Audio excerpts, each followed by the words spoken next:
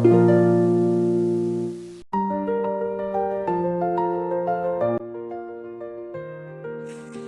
ದೊಡ್ಡ ಚಿಪ್ಸ್ ಉತ್ಪಾದನಾ ಕಾರ್ಖಾನೆಯಲ್ಲಿ ಸಿಇಒ ಹರೀಶ್ ಅವರು ಮ್ಯಾನೇಜರ್ ಗೋಪಾಲ್ ಅವರನ್ನು ತಮ್ಮ ಕಚೇರಿಗೆ ಕರೆದರು.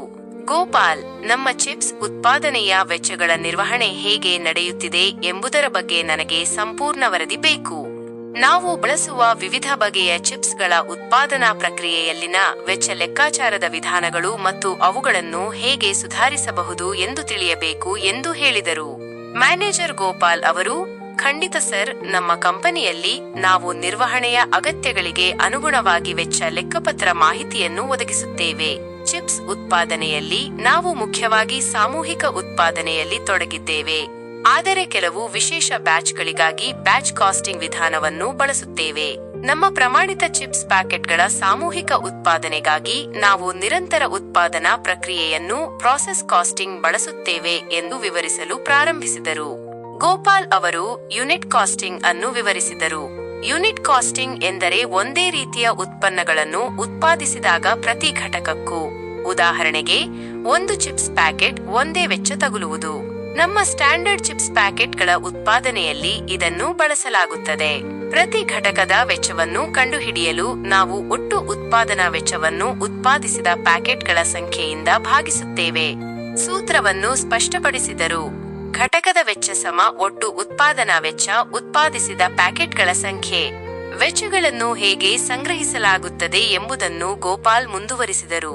ವಸ್ತುಗಳ ವೆಚ್ಚ, ಮೆಟೀರಿಯಲ್ಸ್ ಕಾಸ್ಟ್, ಆಲೂಗಡ್ಡೆ, ಜೋಳ, ಎಣ್ಣೆ, ಮಸಾಲೆಗಳು, ಪ್ಯಾಕೇಜಿಂಗ್ ಫಿಲ್ಮ್ ಮುಂತಾದ ಕಚ್ಚಾ ವಸ್ತುಗಳ ವೆಚ್ಚವನ್ನು ಮೆಟೀರಿಯಲ್ ರಿಕ್ವಿಸಿಷನ್ ನೋಟ್ಸ್ಗಳಿಂದ ಸಂಗ್ರಹಿಸಲಾಗುತ್ತದೆ.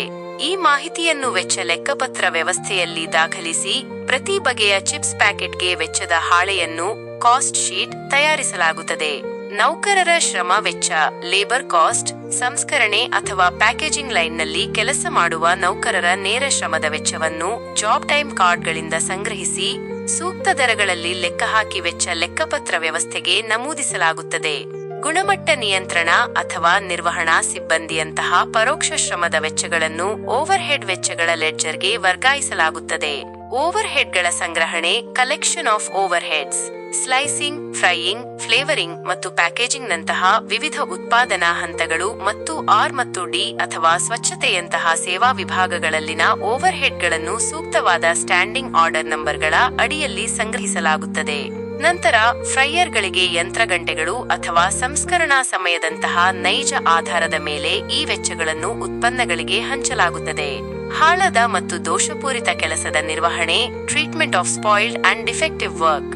ಸಾಮಾನ್ಯ ಕಾರಣಗಳಿಂದ, ಉದಾಹರಣೆಗೆ ಒಂದು ನಿರ್ದಿಷ್ಟ ಶೇಕಡಾವಾರು ಒಡೆದ ಚಿಪ್ಸ್, ಸಣ್ಣ ಪ್ಯಾಕೇಜಿಂಗ್ ದೋಷಗಳು, ಉಂಟಾದ ಹಾಳಾದ ಅಥವಾ ದೋಷಪೂರಿತ ಕೆಲಸದ ದುರಸ್ತಿ ವೆಚ್ಚವನ್ನು ಸಾಮಾನ್ಯ ಮಿತಿಗಳಲ್ಲಿದ್ದರೆ ಸಂಪೂರ್ಣ ಉತ್ಪಾದನೆಗೆ ವಿಧಿಸಲಾಗುತ್ತದೆ. ಅಸಹಜ ಕಾರಣಗಳಿಂದ, ಉದಾಹರಣೆಗೆ ಸಲಕರಣೆಗಳ ಅಸಮರ್ಪಕ ಕಾರ್ಯದಿಂದ ದೊಡ್ಡ ಬ್ಯಾಚ್ ಚಿಪ್ಸ್ ಸುಟ್ಟು ಹೋಗುವುದು ಅಥವಾ ಮಾಲಿನ್ಯದಿಂದ ಸಂಪೂರ್ಣ ಉತ್ಪಾದನಾ ಬ್ಯಾಚ್ ಅನ್ನು ವಿಲೇವಾರಿ ಮಾಡುವುದು ನಷ್ಟವಾಗಿದ್ದರೆ ಅದನ್ನು ಅಸಹಜ ವೆಚ್ಚವೆಂದು ಪರಿಗಣಿಸಿ ಕಾಸ್ಟಿಂಗ್ ಲಾಭ ಮತ್ತು ನಷ್ಟದ ಖಾತೆಗೆ ನಷ್ಟವೆಂದು ಬರೆಯಲಾಗುತ್ತದೆ. ಸಿಇಒ ಹರೀಶ್ ಅವರು ಗೋಪಾಲ್ ಅವರ ವಿವರಣೆಯಿಂದ ತುಂಬಾ ಪ್ರಭಾವಿತರಾದರು.